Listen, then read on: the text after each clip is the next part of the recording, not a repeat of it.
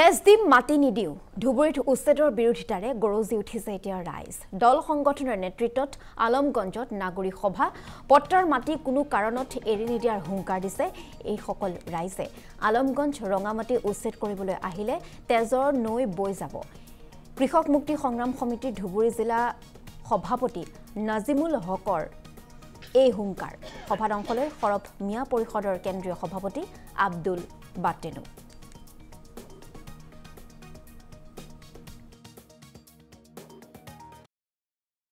ইতিমধ্যে পট্টা থকা মানুহ পৰিয়াল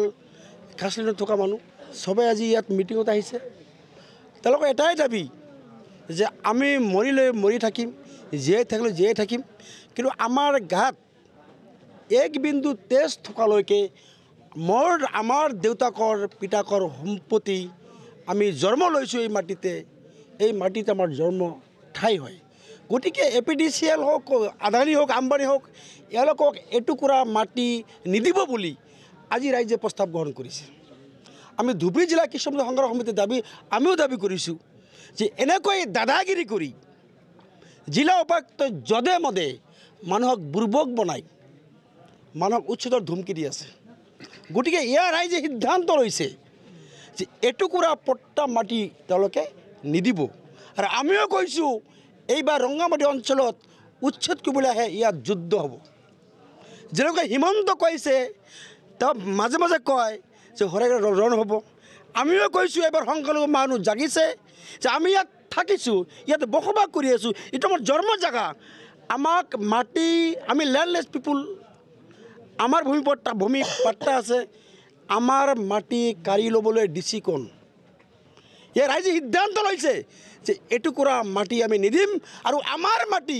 বহিৰাগত আদানী আম্বানীক দিলে আমি সহ্য নকৰোঁ গতিকে আমাৰ কথা এটাই যে ইয়াত তেজৰ নদী বৈ যাব পাৰে ইয়াত মানুহ মৰিব পাৰে কিন্তু এটুকুৰা মাটি ৰঙামাটি অঞ্চলৰ পৰা পানবিল অঞ্চলৰ পৰা এটুকুৰা মাটি ডিচিক দিয়া নহ'ব ডিচি মহোদয় ডাঙৰ হুকিয়াই দিছোঁ যে কালি এজন শিক্ষিত মানুহে কৈছিলে যে আমি মোৰ মাটি মই নিদিওঁ আৰু ডিচিয়ে কৈছিলে যে আপ বদমাশি কৰ ৰহা হে এই ক্ষমতা ডিচি কোনে পালে ইতিমধ্যে পট্টা থকা মানুহ পৰিয়াল খাছলিনত থকা মানুহ সবে আজি ইয়াত মিটিঙত আহিছে তেওঁলোকৰ এটাই দাবী যে আমি মৰিলে মৰি থাকিম জীয়াই থাকিলে জীয়াই থাকিম কিন্তু আমাৰ গাত এক বিন্দু তেজ থকালৈকে আমাৰ দেউতাকৰ পিতাকৰ সম্পত্তি আমি জন্ম লৈছোঁ এই মাটিতে আমাৰ জন্ম ঠাই হয় গতিকে এপিডিচিএল হোক আদানী হোক আম্বানী হোক এওঁলোকক এটুকুৰা মাটি নিদিব বুলি আজি ৰাইজে প্ৰস্তাৱ গ্ৰহণ কৰিছে আমি ধুবুৰী জিলা কৃষক সংগ্ৰাম সমিতিৰ আমিও দাবী কৰিছোঁ যে এনেকৈ দাদাগিৰি কৰি জিলা উপায়ুক্ত যধে মধে মানুহক বুৰ্বক বনাই মানুহক উচ্ছেদৰ ধুমকি দি আছে গতিকে ইয়াৰ ৰাইজে সিদ্ধান্ত লৈছে যে এটুকুৰা পট্টা মাটি তেওঁলোকে নিদিব আৰু আমিও কৈছোঁ এইবাৰ ৰঙামাটি অঞ্চলত উচ্ছেদ কৰিবলৈ আহে ইয়াত যুদ্ধ হ'ব যেনেকৈ হিমন্ত কৈছে তেওঁ মাজে মাজে কয় যে হৰেক ৰণ হ'ব আমিও কৈছোঁ এইবাৰ সংখ্যালঘু মানুহ জাগিছে যে আমি ইয়াত থাকিছোঁ ইয়াত বসবাস কৰি আছোঁ এইটো আমাৰ জন্ম জেগা আমাক মাটি আমি লেণ্ডলেছ পিপুল আমাৰ ভূমি পট্টা আছে আমাৰ মাটি কাঢ়ি ল'বলৈ ডিচি কোন এই ৰাইজে সিদ্ধান্ত লৈছে যে এটুকুৰা মাটি আমি নিদিম আৰু আমাৰ মাটি বহিৰাগত আদানী আম্বানীক দিলে আমি সহ্য নকৰোঁ গতিকে আমাৰ কথা এটাই যে ইয়াত তেজৰ নদী বৈ যাব পাৰে ইয়াত মানুহ মৰিব পাৰে কিন্তু এটুকুৰা মাটি ৰঙামাটি অঞ্চলৰ পৰা পানবিল অঞ্চলৰ পৰা এটুকুৰা মাটি ডিচিক দিয়া নহ'ব ডিচি মহোদয় ডাঙৰ হুকিয়াই দিছোঁ যে কালি এজন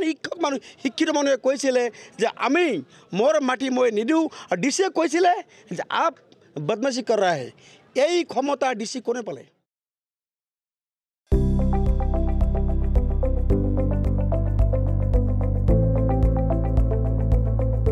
NB নিউজ সহজ সৰল ভাষাত নৱভাৰতৰ কথা।